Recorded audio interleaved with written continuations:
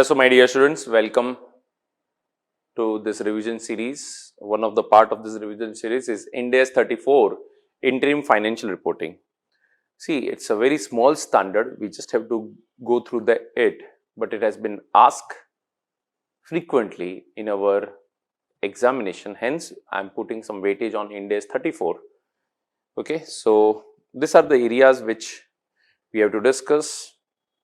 Only 5 areas. The terms, there is nothing but what is an interim financial period, what will be the period of reporting, recognition measurement, tax expense, and of course interim financial reporting and impairment. Now see, my dear students, first of all, terms. कौन सा terms? I hope you have done this standard once, so I can just go through it very fast. Interim financial report. What is interim financial report? Nothing but a report containing either a complete set of financial statements or a condensed set of financial statements. मतलब एक report जिसके अंदर या तो complete set of financial statement, when I say complete set of financial statements, nothing but balance sheet, profit और loss, या statement of changes in equity, notes to account, cash flow statement, everything. But when I say condensed set of financial statement, nothing but condensed balance sheet, condensed P&L, condensed cash flow and select explanatory notes. ये हो जाता है हमारा condensed financial statements. Okay, so it contains either a complete set or a condensed set. Complete set में क्या क्या आता है? So balance sheet, statement of profit and loss, equity, cash flow statements, notes to accounts, comparative, and of course this very important. I just will focus on this opening balance sheet of the previous year. Of course 3 balance sheet बनाते हैं.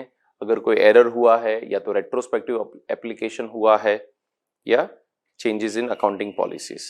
And of course जब condense होता है तो it is balance sheet, P&L, statement of changes in equity, condensed cash flow, and of course select explanatory. Nothing big. Now what is an interim period? An interim period is a period of less than 12 months, I can say, or a normal annual period. There is a small exception.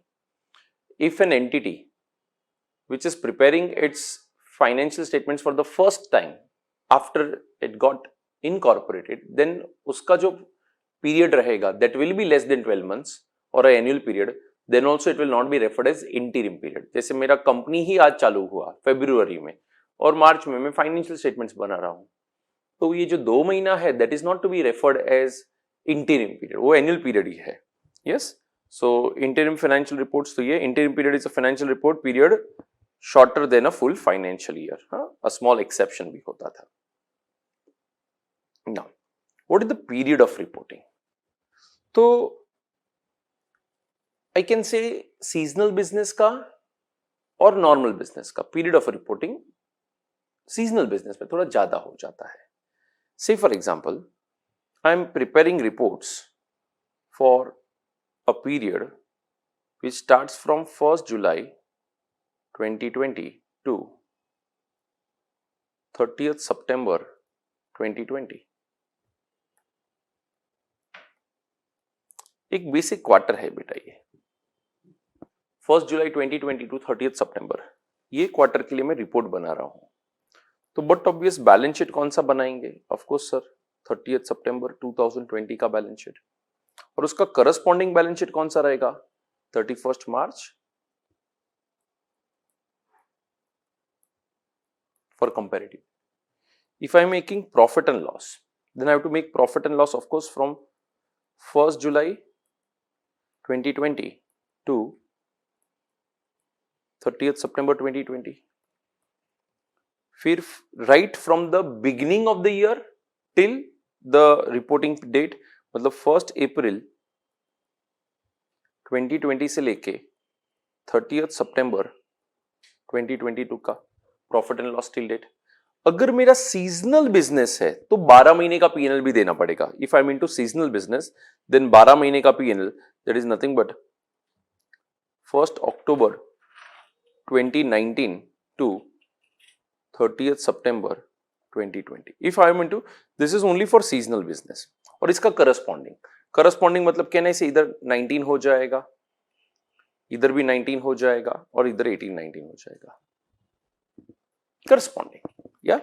So this is what it is. I'll just go through it. Of course, the following example is based on the assumption that the year ends on 31st March. So balance sheet at the end of the interim period, मतलब 30th September का end, or immediately period preceding, that is 31st March 15. Profit and loss for current interim period, which I spoke, April to July to September. फिर P&L cumulative for the current financial year to date, right from the beginning till date, and profit and loss for 12 months period only if the entity is engaged in highly seasonal business, or comparable periods, interim periods for all the three situations for the period in previous year, P&L cumulative for the previous year, and to date, and P&L for 12 months. Of course, इसका पूरा का पूरा comparative. एक छोटा सा example, assume the interim period has been assumed to be September 2015 second quarter. तो 3 महीना कब होगा? जुलाई से सितंबर, उसका करस्पॉन्डिंग क्या होएगा? July to September 14, yes, corresponding. फिर टिल डेट 6 महीना ending on September 2015, that is April to September, और 6 महीना ending September 2014. Second example, if you are into highly seasonal business, if you are into highly seasonal business, तो of course 3 months ending September 15, वो तो first and second is same only बेटा, उसमें कोई change नहीं आया, फर्स्ट और second वही है, अप्रैल से स्टार्ट होता है सितंबर, और उसका कंपैरेटिव है. लेकिन I have to give 12 months ending on September 2015, मतलब अक्टूबर 14 से सितंबर 15. लुक हियर, अक्टूबर 19 से सितंबर 20, एंड ऑफ कोर्स यहाँ पे भी 18-19, फर्स्ट अक्टूबर 2018 से लेके 30th सितंबर 2019. यहाँ पे क्या आ जाएगा? फर्स्ट अप्रैल 20 से लेके फर्स्ट अप्रैल 19 से लेके 30th सितंबर 19, and so on. Okay, so this is with respect to highly seasonal business, उसको एक एडिशनल डिस्क्लोजर यहाँ पे करना पड़ रहा है. Next coming, statement of changes in equity. Of course, for the 6 months till date वाला statement of changes in equity for the 6 months, और उसका comparable. Same way, cash flow statements same, 6 months ending on September 2015. मतलब अपना जो case था, अगर कोई मेरे को बोलेगा statement of changes in equity, so what will be my answer? 1st of April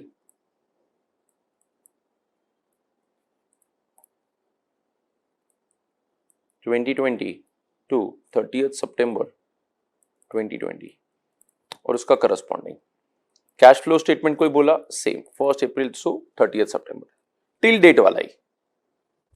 हाँ, अगर हाईली सीजनल बिजनेस है देन ये 6 महीने का तो देने का ही कैश फ्लो, लेकिन उसके साथ 12 महीने का भी देने का, which is ending on September 2020 in our case, and of course here it is September 2015. You may just have a glance through it, friends. ये हो गया हमारा period of reporting. Now, which are the items जिसको major करना है interim financial reporting में? So remember, whatever fundamentals or principles you use for recognition of an item of asset, liability, expense, income, of course that is based on framework only. जो framework में दिया है वही same principle हमको interim period में apply करना है. मतलब अगर कोई चीज को हम एनुअल पीरियड में we can defer, then we can defer in interim period. In annual we can not defer, then obviously it can not be deferred even in interim period. So whatever accounting policies we can follow in an annual period, the same accounting policies we will be following in our interim period. Clear? Now, in preparation of interim financial statements, an entity should use the same accounting policies which were applied in the annual financial. In case any change in accounting policy, it should use the new policy. The principle to recognize asset, liability, expense, income in interim report are same as annual financial statements. Asset. This is all given in framework of preparation of financial statements. कि asset को कब recognize करते हैं? Only and only if it fulfills the two conditions. क्या दो condition था? Future economic benefits should flow to the entity and the cost can be reliably measured. When I say future economic benefits मतलब कुछ नहीं, या तो वो मैं बेच सकता हूँ, या तो यूज कर सकता हूँ प्रोडक्शन के लिए, या तो सर्विस प्रोवाइड करने के लिए, या तो एक्सचेंज कर सकते हैं, और it can be settled against a liability. That is referred as future economic benefits. So asset को तभी रिकॉग्नाइज करना है when it satisfies two conditions, future economic benefit and cost can be measured reliably. Means these are same conditions which we apply for recognizing any asset as per Ind AS in annual reports. वही चीज हम लोग को interim report में लगाना है. Liability. Now the second area. Liability को कब recognize करने का? Sir, liability is to be recognized only and only when we have a present obligation as a result of past event, the amount of which is fixed. It is not estimated. Fixed है. There will be outflow of resources embodying economic benefits to settle such obligation. So ये हमारा principle है liability recognize करने का. तो वही principle, the same principle should be recognized, or I can say should be applied here also. It should be recognized only when the obligation is present. Income. Now when should you recognize income? Obviously friends, when there is an increase in future economic benefits, either by way of increase in asset or decrease in liability, that is only my income. Yeah. So income is to be recognized in that manner. Expense मतलब क्या? उल्टा of income. तो expense recognize करने का हमारा ये सब चीज framework में दिया है. Framework for preparation of financial statements. There these definitions have been given, my dear students. तो expense कब recognize करने का? तो but obvious sir, income कब recognize करते हैं? जब हमारा increase in future economic benefit होता है. तो expense कब recognize करने का? जब decrease in future economic benefit होता है. या तो हम एक्सपेंस रिकॉग्नाइज करेंगे. Decrease in future economic benefit, nothing but you can just say there is decrease in an asset और an increase in a liability, तो हम एक्सपेंस रिकॉग्नाइज करते हैं. Okay. In case of annual accounts they measure the above items on year to date basis, that is cumulatively, by considering the information from the beginning of the accounting year till the date of balance sheet. Now costs which are incurred unevenly during the financial year, तो उस खर्चे का क्या करने का? तो can I से हम जब हमारा एनुअल फाइनेंशियल स्टेटमेंट्स बनाते हैं तो जो cost which are incurred evenly during the year, what do we do of that cost friends? Can I say उस कॉस्ट को हम लोग तभी रिकॉग्नाइज करते हैं जब वो इंकर होता है. तो वही चीज इंटरिम पीरियड में करने का, उसको तभी रिकॉग्नाइज करने का जब वो इंकर होता है. When it is incurred, then only we recognize. Okay, so costs that are incurred unevenly during the entity's financial year should be recognized whenever they are incurred.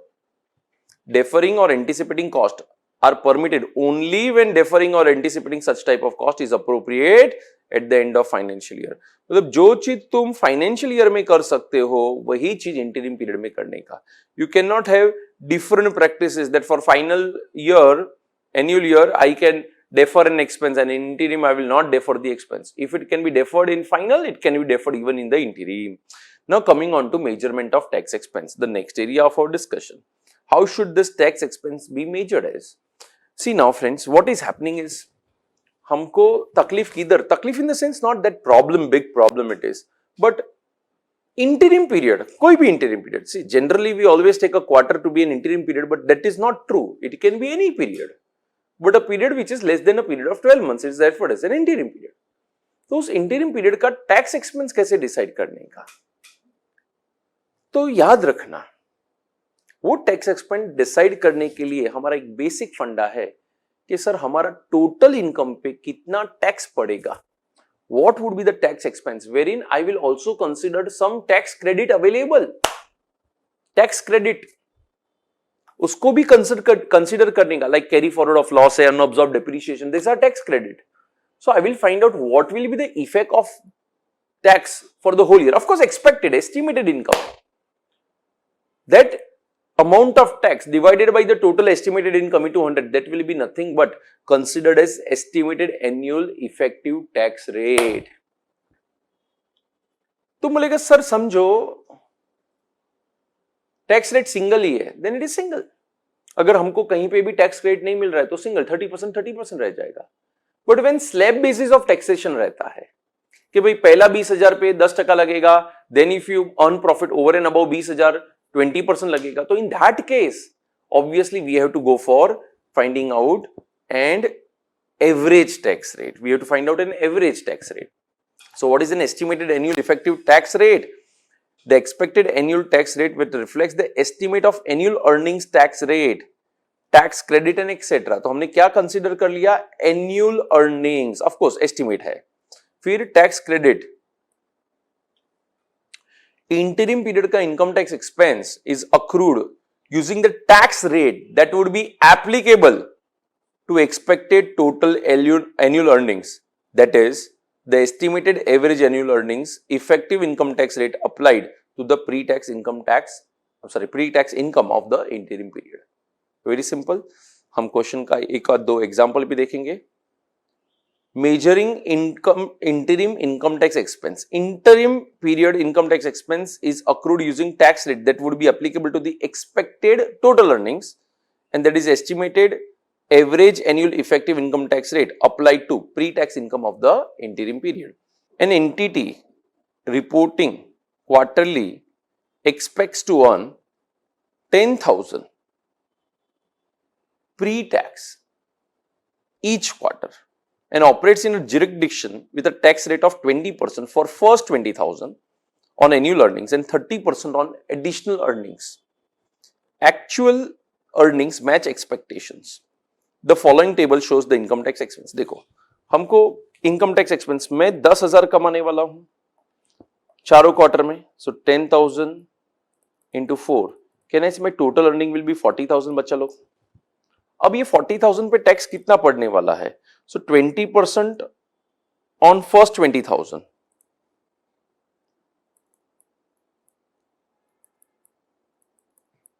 It means 4,000 का टैक्स पड़ेगा और जो रिमेनिंग है उस पे 30% मतलब 6,000 का tax पड़ेगा. So my total tax will be how much? 10,000 divided by my income of 40,000 into 100.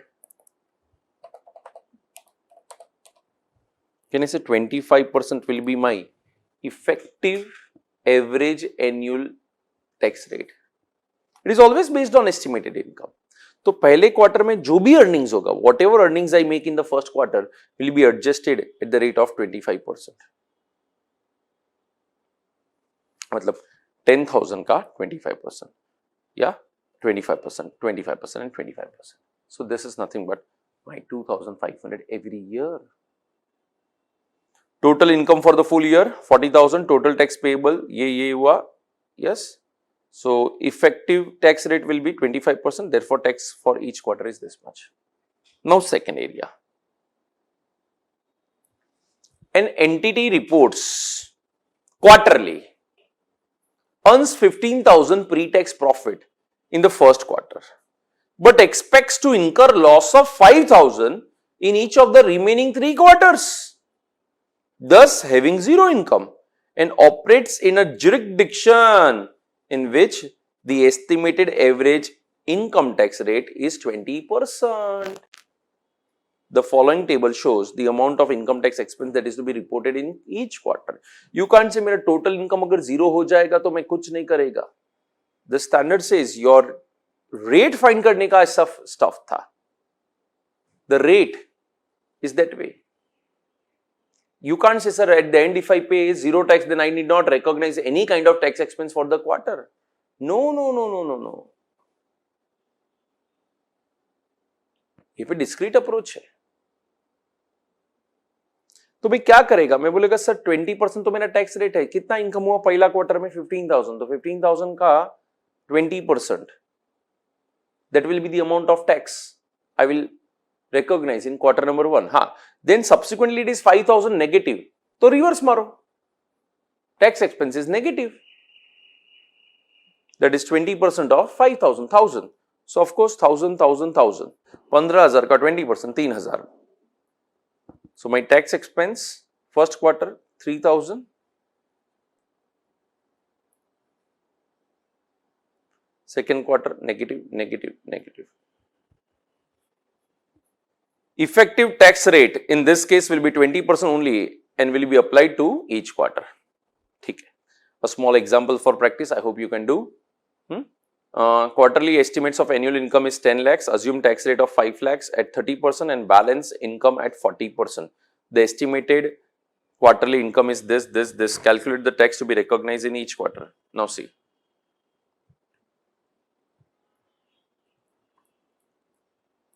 We are going to earn 10 lakhs और 10 lakhs का फर्स्ट है 30%, 5 लाख पे.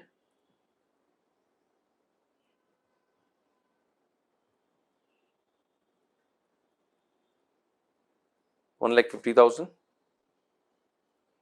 और रिमेनिंग 5 लाख पे कितना टैक्स एक्सपेंस है बेटा? 40%.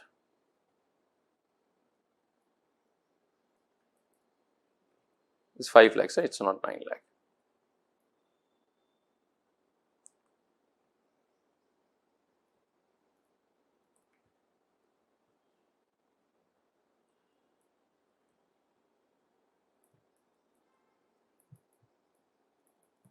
My tax rate is 35%. क्या करने का 35%? Very simple, sir. 75,000 का 35%, 250 का 35%, 375 का 35% और 3 lakhs का 35%. Okay, now I move on to the last area of discussion, के impairment. See, if there are some indicators of impairment in a particular period, interim period, and I charge impairment, I recognize that impairment, but subsequently there is reversal, then should that impairment loss be reversed? Answer is yes. If the same can be done to annual periods, then it can be done to interim periods. But if the same cannot be reversed for annual periods, then obviously impairment loss should not be reversed for interim period also. Of course, in synchronization with Ind AS 36. अगर आप annual period का impairment loss reverse कर सकता है तो आप इंटीरियम period का भी इंपेयरमेंट लॉस रिवर्स कर सकता है. अगर एनुअल पीरियड में impairment loss reversal is not possible तो यहां पे भी पॉसिबल नहीं है. या if an entity is required to assess goodwill for impairment at the end of each reporting period, comma, to assess investments in equity instruments and in financial assets carried at cost for impairment at end of each reporting period. And if required to recognize an impairment loss on that date in accordance with Ind AS 36 or Ind AS 109. Goodwill 36 का है, ये दो investments in subsidiary 109 है. However, at the end of the subsequent period, the conditions may have so changed that impairment loss would have been reduced or avoided had impairment assessment been made only at that date. Appendix to Ind AS 34 provides guidance on whether such impairment loss should ever be reversed. Remember, entity shall not reverse any impairment loss recognized in the previous interim period in respect of goodwill or an investment either in equity instruments or financial assets carried at cost. A small example, AK Limited with 31st December year end prepares financial statements for the first half of the year, मतलब Jan to June किया. On 31st December 18, it has goodwill with carrying amount of ₹1,000. On 30th June 2019, the cash generating unit to which the goodwill has been allocated at the date of acquisition becomes loss making and AK Limited reviewed the asset of the CGU for impairment. This resulted in goodwill being written down to ₹200 with impairment of 800, मतलब 1200 हो गया. Recognized in the income statement. During the second half of the year, the CGU became profitable once again and had no impairment been recognized, would have been supported a goodwill carrying amount of 1,000. Despite this, AK Limited is not permitted to reverse impairment and the goodwill will have a carrying amount of 200 in annual financial statements for the year ending on 31st March 19. हमको reversal allowed ही नहीं है, goodwill का reversal होता ही नहीं है. हमने end AS 36 में भी सीखा था कि goodwill reversal is not possible only. Clear friends? So this is a very small standard. I've ended up the theory discussion. Let me move on to question answers of Ind AS 36. सिर्फ दो ही questions है as far as RTP is concerned. Let's begin with this question. Now, entity reports quarterly earns 150,000 pre-tax profit for first quarter, but expects to incur loss of 50,000 in each of the 3 remaining quarters. The entity operates in a jurisdiction in which it is estimated average annual income tax rate is 30%. The management believes that since the entity has zero income for the year, its income tax expense for the year will be zero. State whether the management views are correct. If not, calculate the tax expense for each quarter as well as for the year as per Ind AS 34. Obviously बच्चा लोग ये सब हमने कर ही डाला है, but then also November 19 RTP में it was included. So what is my answer to this question? I'll say yes, you have to recognize 50,000 के ऊपर your tax rate.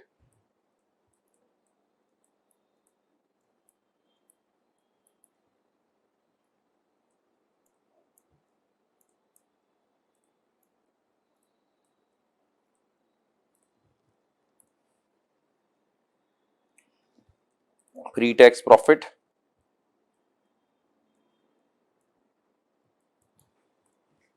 is 1,50,000,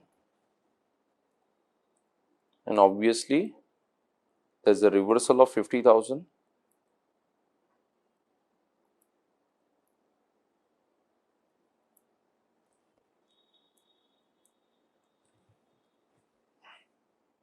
Tax is 30%.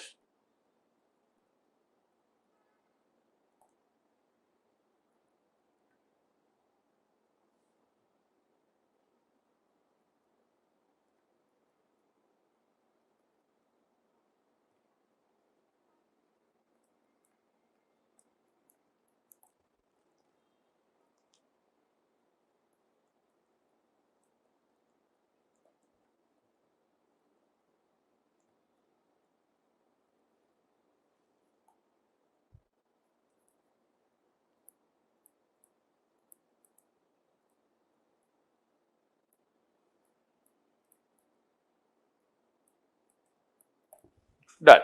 Khatam. Yeah, the contention of the management to not recognize tax based on every quarter is incorrect. Of course, when you make a loss in the quarter, reversal will happen. चलो ये हो गया मेरा question number 1. Simple question था जो हमने repeat करवा दिया. Question number 2, the last question and then our revision is over. Entity's accounting year ends on 31st December, but its tax year ends on 31st March. The entity publishes an interim financial report for each quarter for the year ended on 31st December 2019. The entity's profits before tax is steady at 10,000 each quarter, and the estimated effective tax rate is 25% for 31st March 19 and 30% for 31st March 2020. How the related tax charge should be calculated for the year 2019 and its quarter. Now see, बच्चा लोग तुम्हारा दिमाग में ये आएगा कि sir वो सब ऐड करके सबका टैक्स फाइन करके वो टोटल इनकम के साथ डिवाइड करने का, बट यहाँ पे हम ऐसे नहीं कर सकता है. The reason is very simple. हमारा ईयर 31st दिसंबर है, टैक्स वालों का year is ending on 31st March. तो उस क्वार्टर के लिए कौन सा टैक्स रेट एप्लीकेबल होगा, that has to be directly applied. या so here I will say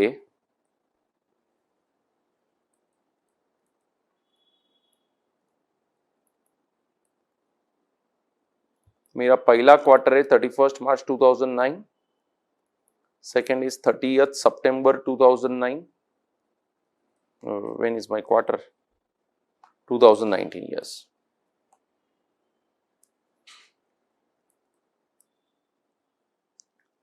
September 2019, 30th June, then 30th September 2019, and 31st December. I'll make it in a total way.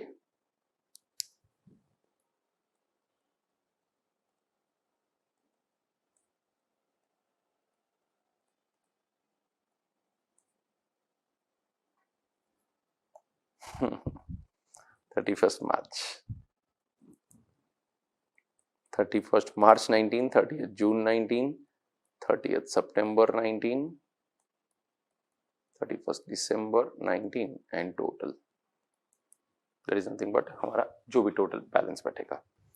What is pre-tax profits? Can it is 10,000 for each of the quarter?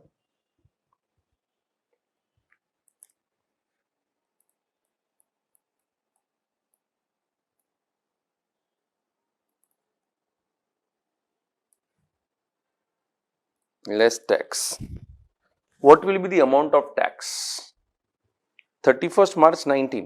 ये income tax act के लिए पिछला साल है, मेरे लिए current year है, but for income tax people it is nothing but the previous year, because the tax rate is for 19 is 25%, whereas for 31st March 20, मतलब आज से 1st April 2019 से लेके 31st March 2020 के लिए tax rate will be nothing but 30%.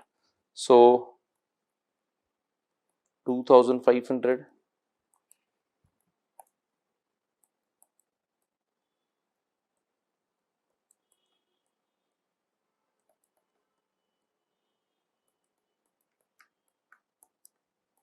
profit after tax.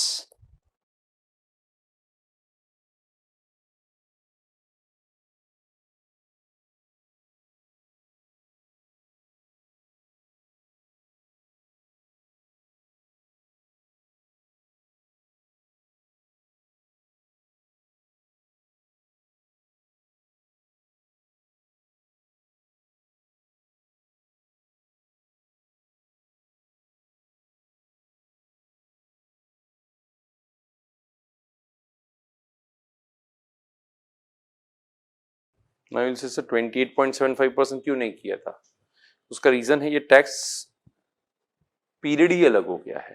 It is not a constant tax period in which I am preparing the financial statements. My financial statement is following in one tax period and other tax period. दो अलग tax period में वो follow हो रहा है, because my year and is 31st December, tax वाला बोलता है 31st March है. सो जिस साल में या जिस पीरियड में तुम्हारा वो क्वार्टर पड़ रहा है उस पीरियड का टैक्स रेट मैंने डायरेक्टली अप्लाई कर दिया है.